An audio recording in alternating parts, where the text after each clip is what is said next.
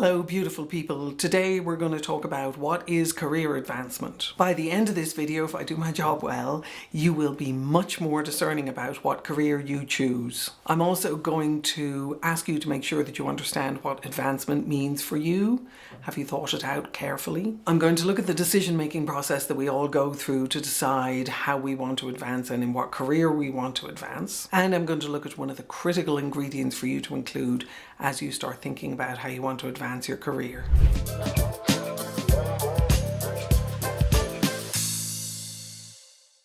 Obviously, you should ask Google AI what is career advancement. It'll leave you with more questions than answers, I hope, because that means that you're doing an effective level of thinking around what career advancement means for you. Because career advancement for Google and career advancement for you are going to be a bit different. So Google defines career advancement as moving up a career path or trajectory, taking on more responsibility and building more skills. It can also involve changing jobs, or it can involve moving to a different department within your company. As I've said in a couple of previous videos, I'm not a huge fan of job swapping because I think that whatever it is that you need to learn in the job that you're in is something that you're going to take to the new job. So don't fall for the pastures are always greener on the other side of the fence. If you have a great boss, if you work for a decent company, if you like your peers, stick with what you've got and make it work in terms of your career advancement. And also recognize that the company will give you a lot more opportunity if they know that you're ambitious and you want to contribute. When I was in my 20s, I wanted to move to America, and I was Irish working in London, and I thought America would be much more hospitable. It turned out it actually was, so thank you all very much. But the other thing was, I went into my partner and I said that I had gotten a green card and that I was going to go to America. And the partner said to me, "No, you can't do that." Now, the thing was, the partner never explained to me that from a career advancement standpoint, I was actually on fast track to partner. And because he never told me that, I just took it as he was telling me that there was something that I wasn't allowed to do. And that pissed me off, as you could imagine. And I quit and I left and I went to America.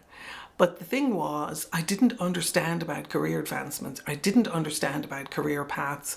Nobody told me that I was on the fast track to partnership. If I had known that, I would have sat down with the partner and had a very different conversation than the one that I had, which was me being hot-headed and him telling me I couldn't do something. The conversation then would have been much more loyalty to the company, much more investment into the company, much more me contributing and adding value.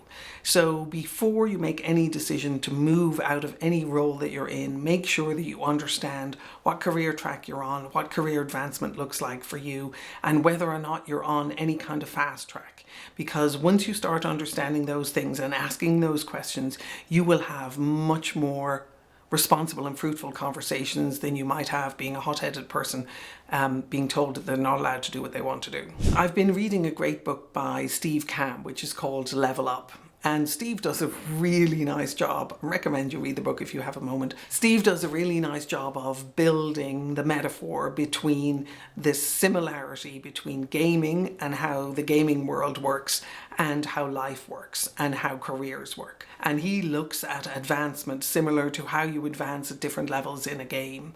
And that is similar to how you advance in the game of life. So when you think about career advancement, recognize that your job and the role that you play is part of the game of life. And the game of life really is determined by how you choose to play. So coming back to Steve's example, he said, I would much rather be at the bottom of a ladder that I want to be on than at the top of one that I don't. When you're thinking about career advancement, make sure that you have, and I keep saying this, done your homework, make sure that you know yourself well enough and know your traits, your qualities, your skills, know what brings you joy, know what gives you that extra oomph every single day that you come to work, know what it is that you want to accomplish in the world. And I understand that that's very hard to know, particularly if you're younger and you're just starting your career, but know it to the best of your ability. Ask some of the people around you what they see you doing and what they think you're really great at,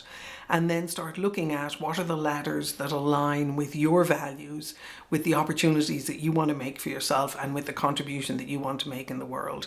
And remember Steve's phrase, which is, I'd rather be at the bottom rung of a ladder I want to be on than the top rung of a ladder I don't. I find it super sad when people get to their 50s and 60s and they turn around and they realize that they are at the top of the rung of a ladder they didn't want to be on in the first place. So while you have the opportunity now, make sure that you've done your homework to understand what ladder you actually want to be on from a career advancement standpoint. Organizations, well-organized organizations, have career ladders and career advancement matrices that they build out for people.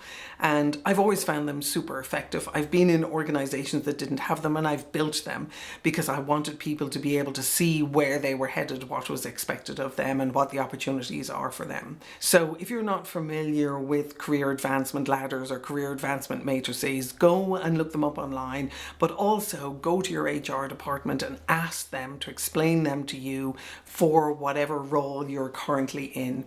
And then once you have an understanding of where your role is likely to move you to, what are the next levels that you might get to in your career based on your current trajectory, also ask them to show you some of the adjacent ones, or ask them to show you some completely random one that you just kind of sort of interested in, and get yourself to the point where you're well educated enough around what your options and opportunities are. If HR has done a good job, and in this particular case I'm sure they will have done, you will have a really good sense of where you're going to be 5 years from now. You'll have a really good sense of what skills you need to learn to get to the next level, what skills you need to learn to get to the level beyond it. And the important question to ask yourself in there is that who I want to be? Are those skills that I want to build? Are those the opportunities that I want to have? Is that the contribution that I want to make?